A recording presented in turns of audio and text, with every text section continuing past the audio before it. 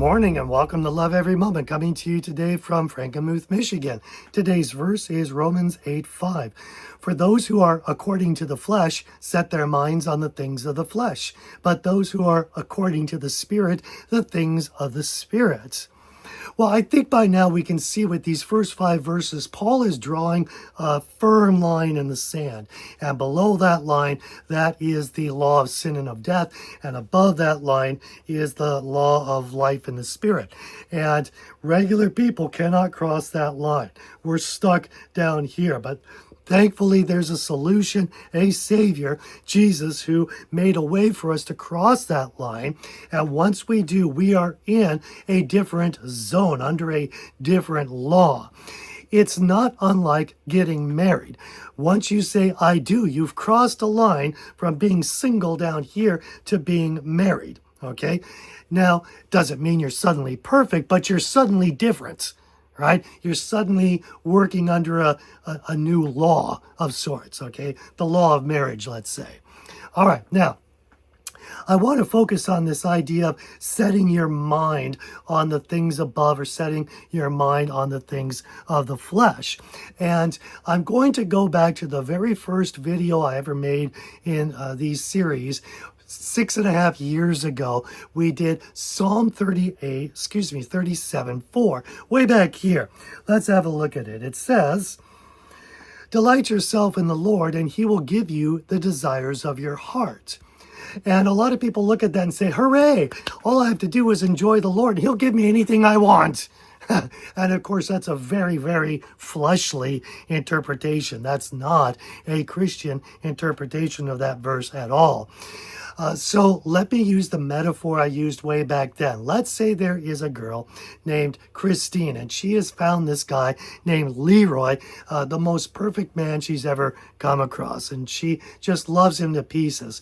One day, Leroy asked Christine if he'd like to go fishing with her. Well, she doesn't like fishing. It sounds gross to her, and she's never been fishing. But she says yes just because it means she'll have more time to spend together with Leroy.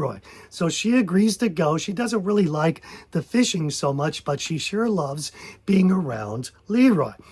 And then Leroy asks her again, and then again, and then again. And pretty soon she starts looking forward to fishing. And that's meaning she's got new desires. And that's born out of her love. She now has the new desire of fishing because she now loves Leroy to love the things that he loves.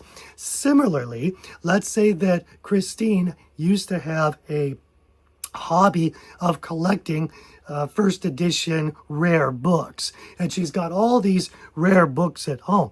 Well, Christine and Leroy decide they want to get married and live in a motorhome like this and tour the country and minister. Sounds terrific, but books are not going to work. They're too heavy. They're going to take up too much room, so the books have to go. And it's a tough choice for Christine, but she realizes, I love Leroy more than my books. She gives up the books willingly out of her love for Leroy. And as they minister, it turns out they're ministering by reading to children and giving away books to children, which gives Christine more joy than she ever had collecting these old books. Once again, the desires she used to have, she no longer has. She's gotten totally new desires because of this love relationship. So back to our main verse, it says that you're setting for those who are according to the flesh. Well, that's that mindset before becoming a Christian, the fleshly mind. Now you're setting your mind according to the things of the Spirit. That's those new desires. We're desiring what he desires. And finally, let's wrap it up with another verse that tells the same type of thing. Colossians 3:1-2. Therefore, if you have been raised up with Christ, passing that line, keep seeking the things above, desiring them, where Christ is seated at the right hand of God. Set your mind on things above, not on the things of the earth. And that's what it's all about. And it comes out of our love relationship with him. So let's choose to love every moment. Then we're going to love every moment. I'm your average wretch, and I hope you have a great week.